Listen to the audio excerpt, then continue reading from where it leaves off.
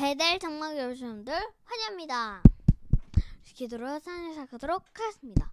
하나님 아버지, 오늘 복단을 주셔서 감사합니다. 하나님, 이 시간 하나님께 예배를 드릴 때 은혜와 힘을 주시옵소서. 예수님 믿습니다. 아멘. 첫 번째 찬양으로 나 주의 믿음 갖고 찬양하도록 하겠습니다.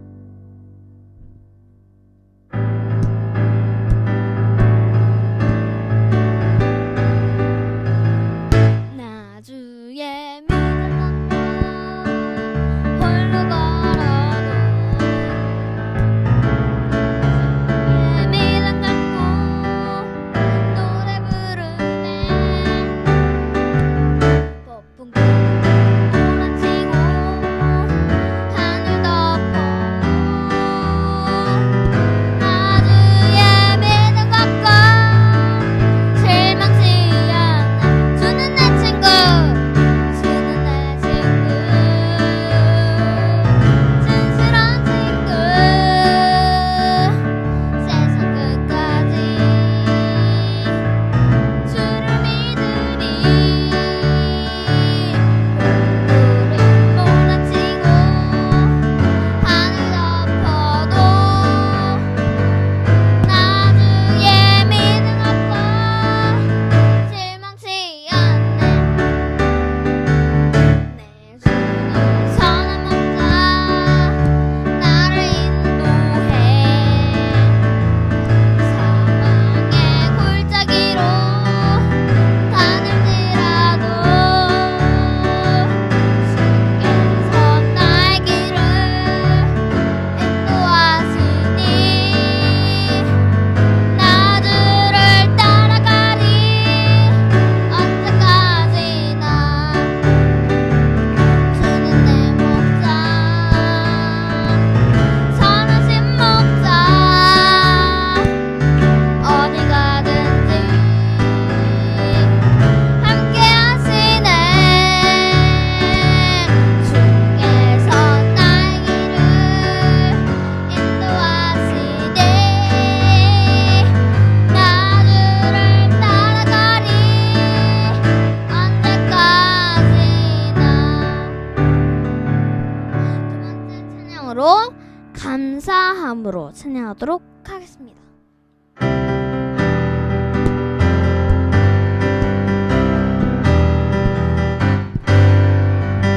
여호와를 즐거이 불러 기쁨으로 주께 나가리. 여호와 하나님 주의 백성 들으시는 여호와 가만. 여호와를 즐거이 불러 네 기쁨으로 주 나가리.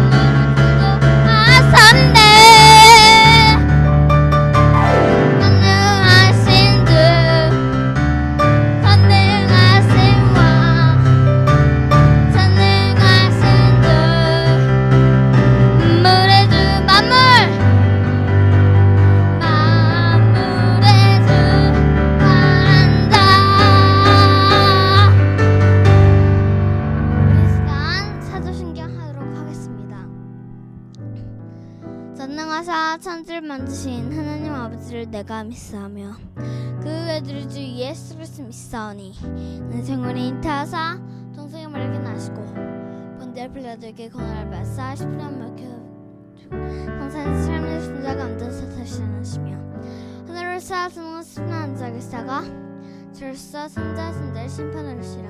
성령을 믿사오며 거룩한 구원의 성도서를 붙은 것과 죄를 씻은 것과 몸에 다스는 것과 에 사는 것을 믿사옵나이다. 아멘.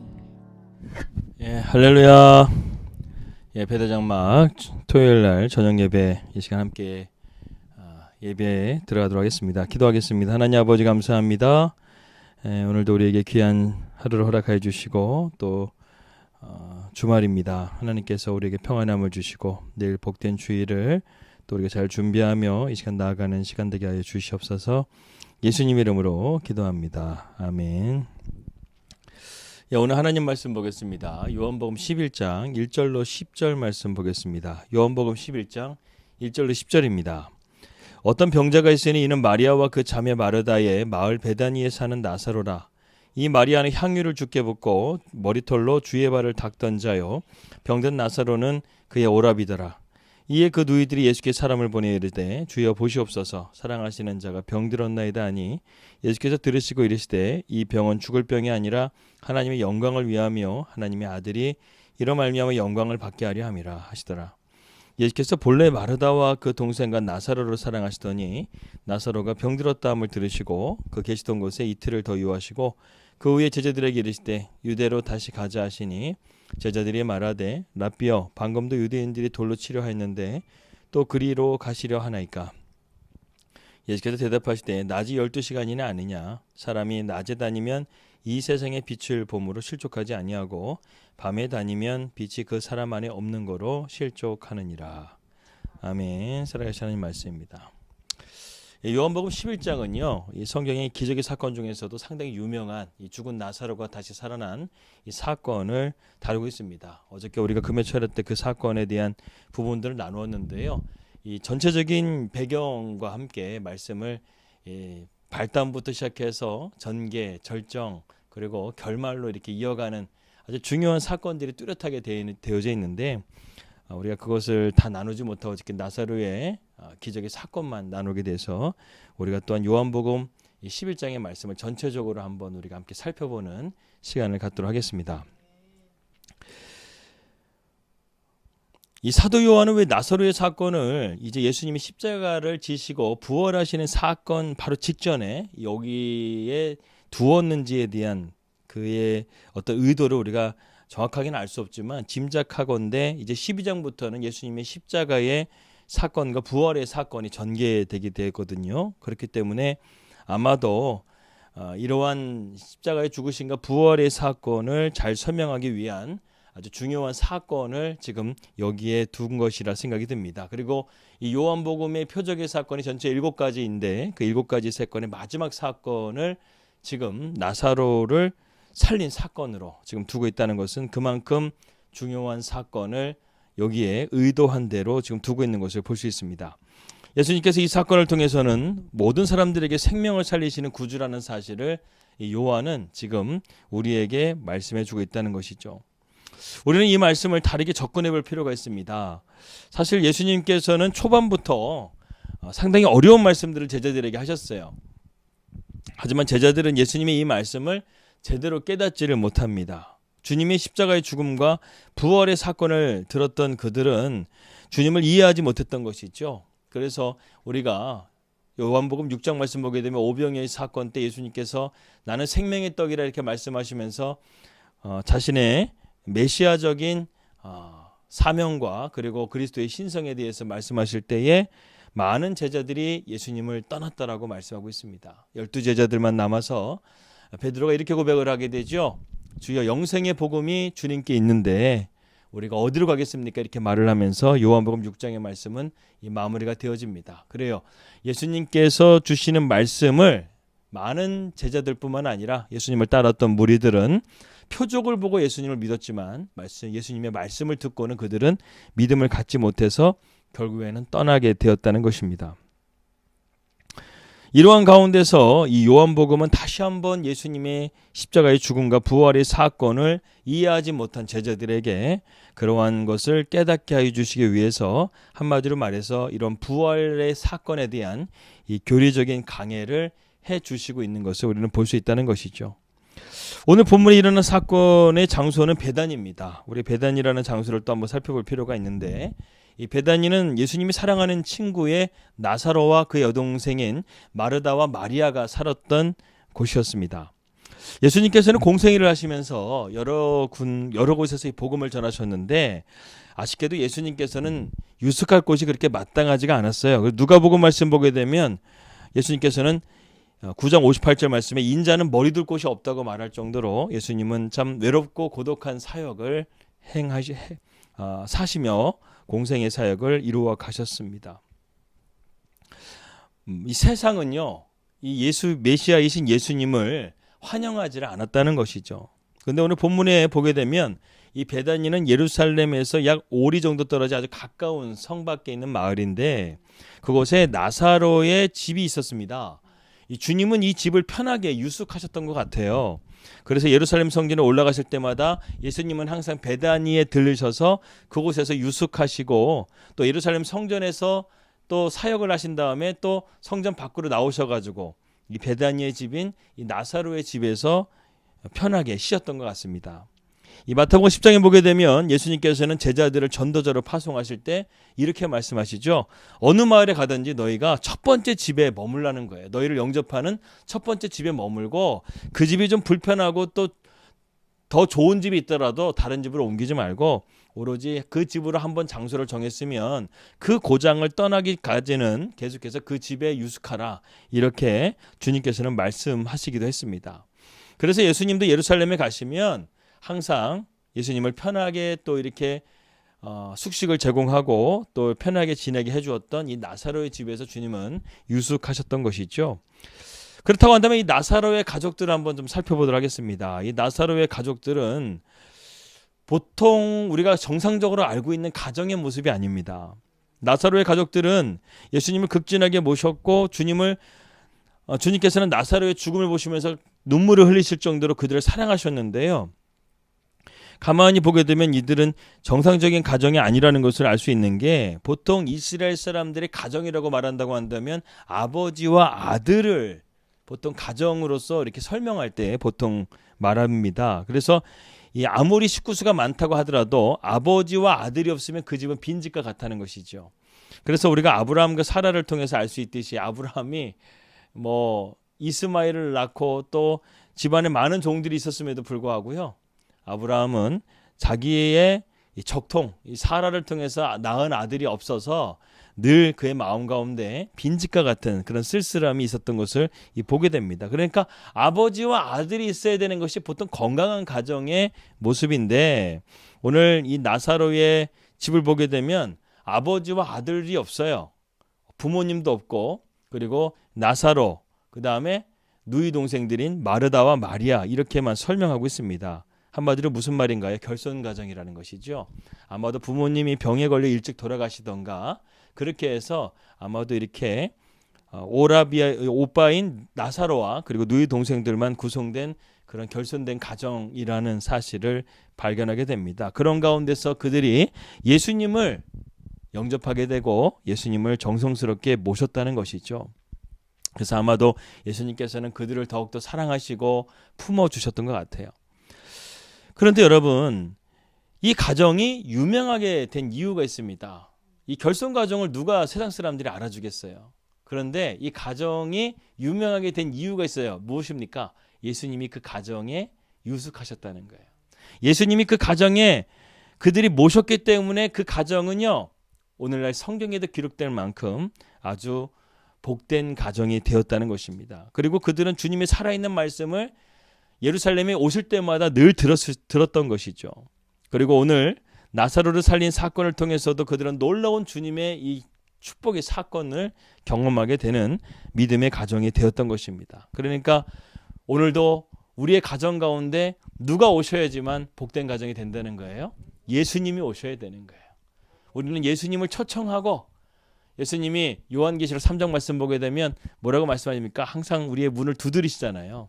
근데 그 그림에 보게 되면 그 문에 밖에 있는 문에는 문고리가 없어요. 여는 여닫이에 되는 여는 장치가 없어요. 안에서 열어줘야 돼요. 예수님이 인격적인 분이시기 때문에 문이 닫혔다고 해서 발로 뻥 차면서 문을 부시고 들어오시는 분이 아니시라 예수님은 녹화하시는 분이세요. 나도 내가 들어가도 되겠냐? 내가 들어가서 너와 함께 더불어 먹고 마실 수 있겠냐? 그렇게 말씀하실 때 주 예수의 오시옵소서. 여기에 주님께서 편안하게 쉴 수 있는 침소와 주님이 음식 드실 수 있는 음식들이 제가 항상 준비하고 있습니다. 이렇게 하면서 주님을 우리가 초대하는 것이죠. 주님과 함께하게 될 때 주님께서는 우리에게 말씀해 주시고 또한 우리에게 생명의 양식을 주시면서 우리의 삶이 복된 가정으로 만들어 주실 것을 믿습니다. 여러분 아무리요 삐까뻔쩍한 집이 있다 할지라도 그 가정이 좋은 어떤 소파, 1억짜리 식탁이 있다 할지라도요 행복하지 못해요. 왜? 예수님이 없으면 행복은 이 세상의 것으로는 행복이라는 것은 잠깐뿐이라는 거예요. 이 세상에 쾌락을 우리가 추구하지만 쾌락도요 잠깐이에요. 금방 시간이 지나면 질리게 되어져 있습니다. 흔히도 우리가 결혼하게 되면은 아내들에게 명품 백을 이렇게 선물을 할 때가 있잖아요. 그런 것들을 하게 되는데 가만히 보게 되면 아무리 그렇게 명품 백 사주면은 그때뿐이에요. 시간 지나게 되면 그냥 창고에 그냥 잘 쓰지도 않고 그냥 보관만 하는 것으로 끝나는 경우가 많아요. 그러니까 그 세상적인 것들 아무리 명품을 가지고 있다 하더라도요. 세상적인 것들은 금방 이렇게 지나가 버리게 된다는 것입니다. 세상에 인기도 그렇고 명예도 그렇고 권력도 그래요. 대통령이라고 해서 한때는 막 하늘에 나는 새도 잡을 만한 그런 권력을 가지고 있지만 대통령이 끝나고 나니까 어떻습니까? 막 계속 공격당하고 있죠.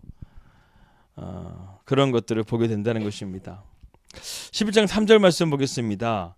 이에 그 누이들이 예수께 사람을 보내 이르되 주여 보시옵소서 사랑하시는 자가 병들었다. 오늘 이 사건이 드디어 시작이 됩니다. 사랑하는 사람인 나사로가 병들어 죽게 되었다는 것이죠. 하필이면은 이 결손 가정의 가장 역할을 했던 나사로가 죽은 거예요. 그러니까 이 마르다와 마리아가 더 얼마나 슬프고 절망적이겠습니까? 우리도 그래요. 가족 중에 누군가 병이 들게 되면 온 가족의 마음에 근심이 쌓이게 된다는 것이죠. 오늘 나사로의 집에도 이러한 어려운 일이 생기게 된 것입니다. 그런데 여러분 한번 생각해 보세요. 예수님께서 이렇게 사랑하시는 가정인데 예수님께서 이렇게 항상 말씀을 주시고 은혜를 주시고 복된 가정인데 왜 이러한 문제가 생긴 것일까? 우리는 정말 신앙생활을 하면서요. 믿음 생활을 열심히 하는데 왜 우리에게 이런 고난이 오는 것일까 하는 그런 딜레마에 빠질 때가 있습니다. 그래서 오늘 제가 말씀의 제목이 뭐예요? 영광에 이르는 병이라는 아주 역설적인 제가 제목을 정했어요. 여러분 때로는 우리에게 고난이요. 하나님의 영광에 이르게 하는 놀라운 축복이라는 것을 변장된 축복이라는 사실을 알아야 됩니다. 그래서 4절 말씀을 보게 되면요. 예수님께서 이렇게 말씀하세요. 이 마르다와 마리아가 보낸 사람들을 통해서 이 나사로가 지금 죽을 병에 걸렸다는 소식을 듣게 되자 주님께서는 이것을 뭐라고 말씀하시냐면 예수께서 들으시고 이르시되 이 병은 죽을 병이 아니라 하나님의 영광을 위한 것이다.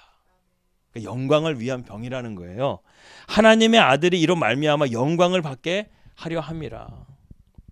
놀라운 것은 이 나사로의 병이 단순하게 세상적인 질병이 아니라 하나님의 영광을 위한 병이라는 것으로 예수님은 지금 이 문제를 바라보고 있다는 것이죠. 여러분 우리는 앞날을 볼 수 없지만 주님은 우리의 앞날을 보시는 분이세요. 그래서 지금 이 나사로의 죽을 병을 알면서도 주님께서는 의도적으로 이틀을 더 유하신 다음에 나사로가 죽고 난 이후 나흘 후에나 예수님은 이 베다니에 도착을 하십니다. 의도적으로 도착하신 거예요. 왜? 하나님의 영광을 위한 사건으로 이것을 만드시기 위해서, 기적을 행하시기 위해서 예수님께서는 의도적으로 이틀을 더 유하신 거예요. 6절 말씀 보니까 나사로가 병들어왔다함을 들으시고 그 계시던 곳에 이틀을 더 유하시고 그 후에 제자들에게 이르시되 유대로 다시 가자 이렇게 말씀하셨다는 것이죠. 여러분 지금 주님께서요 나사로가 지금 단순하게 어떤 찰과상이라든가 가벼운 병에 걸린 게 아니에요. 암이라든가 아니면은 그 당시에 있었던 열병 같은 거 아니면 전염병 같은 거 돌림병 같은 거 그런 거에 있어서 거의 이제 걸리게 되면 죽는 그러한 병에 걸린 것 같습니다. 주님이 빨리 와서 고쳐주셔야 되는 거예요. 여러분 우리가 예수님께서 이 공간복음서에 보게 되면 이 죽은 자를 살린 사건들이 한 3번 나와요. 나사로의 사건까지. 첫 번째는 야이로의 딸을 살린 사건. 그 다음에 나인성의 과부의 아들을 살린 사건에서 2번을 살리는데요. 이 2번의 사건은 다 이 아들이 죽은 지 얼마 되지 않았어요. 얼마 되지 않은 상황 가운데서 살린 사건이라고 한다면 나사로의 사건은 완전하게 사람이 시체가 썩을 정도로 완전하게 죽은 상태에서 예수님께서 살리신 사건이라는 것이죠. 저도 이제 예전에 이제 사역을 하면서 이렇게 시체를 이렇게 뭐 시간이 지나가지고 영물하는 것들을 이제 자주 보게 됐는데 영물하게 돼도요 그때 사람이 썩는 냄새가 나요. 진짜 고약해요. 그 냄새가 얼마나 고약한지 몰라요. 진짜 막 며칠 동안 그 냄새가 머릿속에 내 몸속에 각인이 돼가지고 잊혀지지가 않고 막 냄새만 생각하면 막 찡그러지고 막 사람 썩는 냄새가 진짜 보통이 아닙니다. 근데 그런 썩는 냄새가 났다는 것은 무슨 말입니까? 오래 부패하기 시작했다는 거예요. 완전히 죽었다라는 것을 의미하는 거예요. 흔히들 우리가 이 죽은 지 얼마 되지 않아 가지고 살아났다는 사람들은요. 지금 전 세계에서도 여러 군데서 이런 일들이 일어나고 있어요. 막 죽은 지 한 8시간 후에 살아난 사람들도 있고 임사 체험을 한 사람들도 의외로 많이 있죠. 완전히 내사 상태가 됐는데도 불구하고 그래서 우리가 예전에 봤던 Do You Believe이라는 영화에도 보게 되면 그 영화에서도 그 사람이 죽었다가 정확하게 이제 의사가 판명을 했었는데 그 판명한 이후에 다시금 살아나게 된 거예요. 그리고 그 안에 있었던 몸의 모든 병들이 다 깨끗하게 치유가 된 거예요. 그러니까 오늘날에도 이러한 놀라운 일들이 일어나게 되는데 이 나사로라는 이 사건을 보게 되면 이 나흘 동안에 완전히 사람이 죽어서 시체 썩는 냄새가 날 정도로 완전하게 죽었다는 것이죠. 나흘이 지난 다음에 살아났다는 사람 기록은 거의 없습니다. 그만큼 완전하게 죽었다라는 것을 의미한다는 것이죠. 그런데 예수님께서는 왜 이렇게 지체하셨을까? 얼핏 보게 되면 예수님께서는 그들이 가장 필요한 때에 도착하지 않으셨어요. 예, 그래요. 예수님은요, 우리가 가장 필요할 때 도착하지 않으세요. 우리가 어떤 문제 가운데 있을 때 예수님 정말 이때 도와주세요. 하나님 응답해 주세요. 막 그렇게 하게 되면 예수님은 우리가 원하는 타이밍에 예수님은 응답하시는 경우가 거의 없어요. 예수님의 타이밍에 응답하셔요. 우리는 기도를 하게 될 때요. 우리의 기도의 주체가 우리가 돼서는 안 돼요. 우리는 항상 그걸 놓칠 때가 있어요.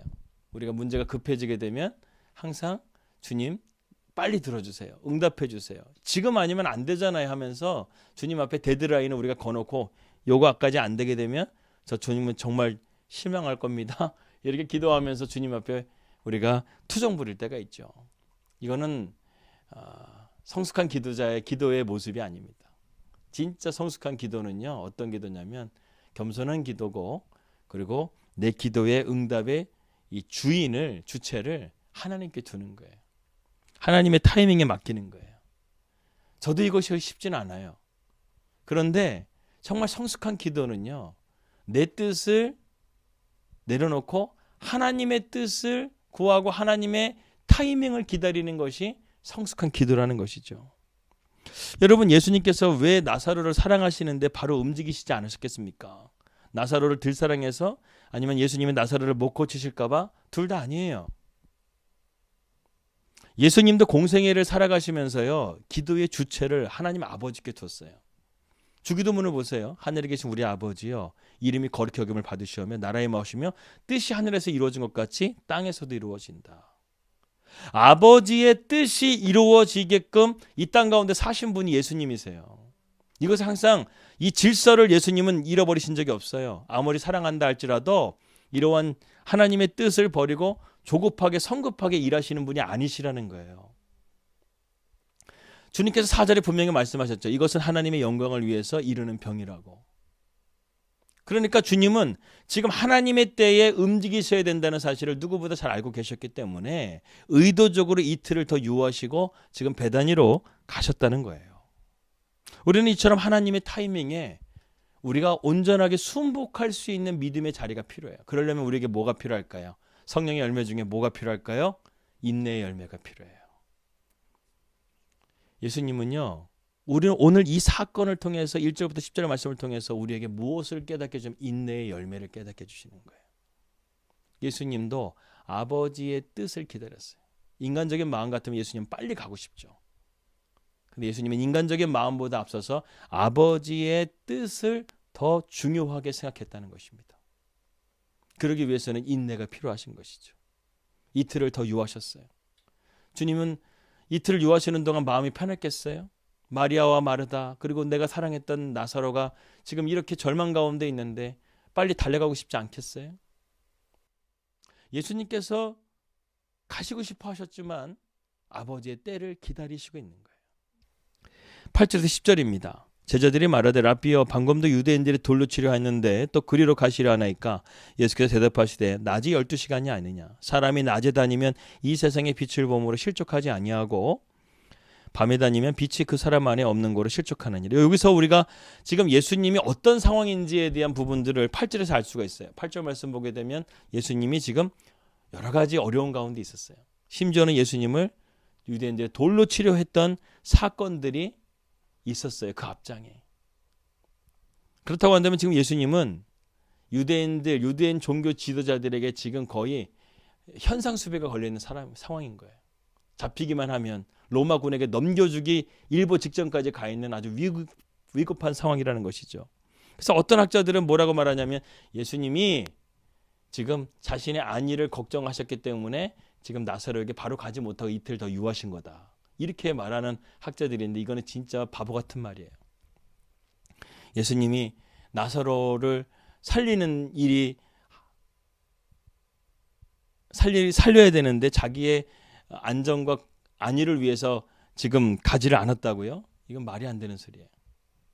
우리를 위해서 십자가에 달려 죽으시기까지 하신 예수님께서 한 영혼을 살리기 위해서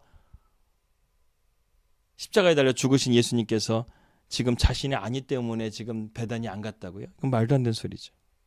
그래서 주님께서 지금 뭐라고 말씀하십니까? 우리가 베단이로 가자고 말씀하시니까 제자들이 말리고 있잖아요. 처음에는 종들이 왔었을 때는 일부러 이틀을 유하했는데요. 하나님의 때가 되니까 예수님은 어떻게 합니까?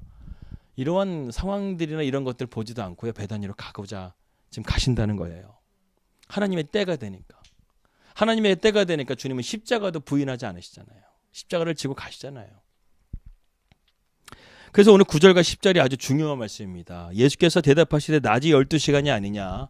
사람이 낮에 다니면 이 세상의 빛을 봄으로 실족하지 않고 밤에 다니면 빛이 그 사람 안에 없는 거로 실족한다. 이게 무슨 말이냐면 예수님께서 낮이 12시간이 아니냐. 우리가 보통 낮을 12시간으로 보고 밤을 또 12시간으로 보잖아요. 그러니까 지금은 무슨 시간이라는 거예요? 낮이기 때문에 우리가 빛이 있기 때문에 실수하지 않게 된다. 그러니까 좀 더 구체적으로 말하게 되면 우리가 낮에는 환하게 볼 수 있듯이 아직은 주님께서 십자가에 달려 죽을 때가 아니기 때문에 어둠의 시간이 아니기 때문에 우리는 지금 이 일을 하기 위해서 가도 된다는 거예요. 따라서 앞으로 되어질 일들도 주님은 이 모든 상황들을 다 알고 있기 때문에 괜찮아. 걱정하지 마. 우리가 이렇게 가더라도 아직은 내가 십자가를 질 때가 아니야. 주님은 지금 이렇게 말씀하신 것이죠. 마르다와 마리아도 주님의 이 말씀, 4절의 말씀, 영광을 위해서 이 나사로가 병들었다는 것을 믿음으로 받았다고 한다면 상당히 좋았을 텐데 그렇게 받지를 못했다는 것이죠. 믿음이 없었어요. 제자들도 마찬가지예요. 주님께서 가시고자 하시면 따라가면 되는데 주님의 가는 길을 그들은 걱정하고 염려하며 또한 막아섰다는 것입니다. 그러니까 주님께서 뭐라고 말씀하시는 거예요? 낮이 환해서 우리가 다 볼 수 있는 것처럼 나는 지금 이 모든 상황을 다 보고 있어. 그래, 걱정하지 말고 우리 가자. 이렇게 지금 제자들에게 말씀하고 있습니다. 오늘 저는요. 미래를 보고 움직이시고 또 하나님의 때를 보고 움직이시는 예수님을 우리가 발견하게 됩니다. 이게 오늘 주님께서 우리에게 주시는 레마의 말씀이에요. 우리는 우리의 생애 과정을 잘 알 수 없지만 끝에 가서 어떻게 된다는 생애 결과를 주님은 모든 것을 다 알고 계세요. 그래서 시편의 말씀 보게 되면 주께서 나의 앞과 전후를 다 알고 계신다는 말씀이 있어요. 어떤 사건이든 하나님은 모든 것을 다 알고 계시고 거기에 대한 해법도 다 알고 계시는 하나님이세요. 그렇기 때문에 우리의 삶을 우리의 뜻대로 살아가는 것이 아니라 하나님의 뜻대로 살아가는 것이 가장 안전한 길이라는 사실을 우리는 기억해야 됩니다. 그래서 여러분, 태풍을 피하기 위해서는 태풍의 눈으로 들어가라 하잖아요. 태풍의 눈은 고요합니다. 그곳 태풍의 눈을 따라가기만 하면 안전한 거예요. 주님은 너무나 태연하게 이 사건을 지금 이끌어가고 있어요. 막 우리는 누군가 얻게 되면 어떻게든 막 큰 병원을 찾게 되고 어떻게든 뭘 고쳐보려고 막 근심하고 있지만 상황은 내 뜻대로 잘 안 될 때가 많잖아요. 그런데 주님은 오늘 보세요. 사랑하는 나사로가 죽어가고 있을 때 너무나 태연하고 계세요. 이게 더 오히려 안정감을 줍니다. 우리는 막 누군가가 암에 걸렸다고 한다면 불안하고 하는데요. 세계 최고의 의사를 만나는 거예요. 암의 권위자를 만나는 거예요. 그 암의 권위자가 우리는 막 암이라고 해가지고 벌벌 떠고 있는데 의사랑 이렇게 진료하다 검사를 딱 받아보니까 암 그 권위자가 살 수 있습니다. 이렇게 말하면요. 진짜 이 세상에 말할 수 없는 안정감이 딱 드는 거예요. 이 세계 최고의 의사가 이 병은 살 수 있습니다. 이렇게 말하면 우리는 그 말을 너무나 안정감을 가지고 있는 거예요. 그런데 오늘 예수님께서 우리에게 이렇게 말씀하시는 것이죠. 지금 대낮이 아니냐. 지금 나의 이 상황들은 내가 다 알고 있다. 걱정하지 마라. 네가 아무리 지금 힘들고 어려운 상황 가운데 있다 할지라도 너가 내 안에 있기 때문에 너는 걱정하지 않아도 된다. 내가 이 모든 상황들을 다 알고 있어. 내가 너를 지켜주고 내가 너를 인도하고 내가 너를 붙들어 줄 거야. 이렇게 주님께서 말씀하시면 우리의 마음 가운데요. 이 세상에 줄 수 없는 평안이 임하는 것이죠. 이것을 너희에게 이름은 내 평안이 너희에게 이르게 함이라. 세상에서 너희가 환난을 당하나 담대하라. 내가 세상을 이겼다. 이렇게 말씀하지 않습니까? 세상에 줄 수 없는 평안을 주님은 우리에게 주실 수가 있다는 것이죠. 여러분, 그런데 이처럼 우리가 예수님이 우리 안에 계시면은 평안이 임하게 되는데 예수님이 없는 이 지금 세상 사람들은 어떻겠습니까? 불안하죠. 지금 전쟁이 상당히 심각합니다. 미국의 바이든 대통령은 아마겟돈이라는 언급까지 할 정도로, 아마겟돈은 요한계시록에 나오는 인류의 멸망에 대한 장소거든요. 인류의 멸망의 아마겟돈에서부터 이 전쟁이 이제 시작되게 된다. 그 얘기를 하고 있는데 아마겟돈이라는 말을 언급할 정도로 핵전쟁의 위협이 지금 우리 앞에 닥쳤다고 지금 말하고 있습니다. 불안하죠. 하지만 그들은 예수님 안에 없기 때문에 평안이 없는 거예요. 우리 그리스도인들은 죽음도 뛰어넘는, 완전하게 죽은 상황 가운데서도 나사로가 죽었다는 이야기를 들으면서도 태연하게 내가 가면 고치면 되는데 이렇게 하실 수 있는 전능하신 하나님이 우리와 함께 하시기 때문에 우리는 진정한 평안이 임할 수가 있는 거예요. 여러분, 예수님이 사랑하시는 나사로는 단순한 병이 아니었어요. 하나님의 영광에 이르는 병이었어요. 새롭게 오셔서나 많은 간증자들도 보게 되면 대부분이 이제 질병의 고통 가운데서, 암 가운데서 고침을 받고 불치병에서 고침을 받은 사람들의 이야기들이 많잖아요. 근데 결국에는 그것이 무엇입니까? 하나님의 영광에 이르는 병이 된 거예요. 많은 사람들에게 간증하고 하나님께서 자기를 살려주셨다는 이 간증을 해주셨다는 것은 그 사람의 인생 가운데 예수의 흔적을 증거하게 된 것이죠. 여러분, 저와 여러분들의 삶 가운데도 고난이 있습니까? 가만히 생각해 보세요. 지금 주님께서 내 안에 예수의 흔적을 남겨주시기 위해서, 영광에 이르는 병이 되게 하시기 위해서 주님께서 우리에게 이러한 시간들을 허락하시고, 지금 내 기도가 당장 응답되지 않는다 할지라도 주님께서는 기다리시는 이유를, 왜 주님께서는 내 기도에 바로 응답해 주지 않으시지 하면서 불평하고 원망하기보다 이 시간들을 통해서 우리가 인내하면서 주님의 때를 기다리는 그 믿음을 주님은 더 원하시지 않을까 하는 생각이 듭니다. 우리도 그 영광을 바라보면서 지금의 상황 속에서 믿음과 인내와 사랑을 가지고 끝까지 승리할 수 있기를 주님의 이름으로 기도합니다. 기도하겠습니다. 하나님 아버지 감사합니다. 오늘 우리가 요한복음의 말씀을 통해서 하나님 주님의 영광을 위한 우리의 삶이 될 수 있도록 우리가 인내하고 기도하며 주님을 기다리게 하여 주시옵소서. 주님께서는 우리의 미래와 현재와 과거를 다 알고 계십니다. 그리고 우리의 삶을 선한 길로 인도하실 참된 목자가 되십니다. 그러한 주님을 바라보며 우리의 마음 가운데 절대적인 평안으로 주님 인도하여 주시옵소서. 예수님의 이름으로 기도하였습니다. 아멘. 주기도문으로 예배를 마치겠습니다. 하늘에 계신 우리 아버지여, 이름이 거룩히 여김을 받으시오며 나라의 마옵시며 뜻이 하늘에서 이루어진 것 같이 땅에서도 이루어지이다. 오늘 우리에게 일용할 양식을 주시옵고 우리가 우리에게 죄진 자를 사해 준 것 같이 우리 죄를 사해 주시옵고 우리를 시험에 들게 하지 마옵시며 다만 악에서 구원하옵소서. 대개 나라와 권세와 영광이 아버지께 영원히 쌓옵나이다. 아멘.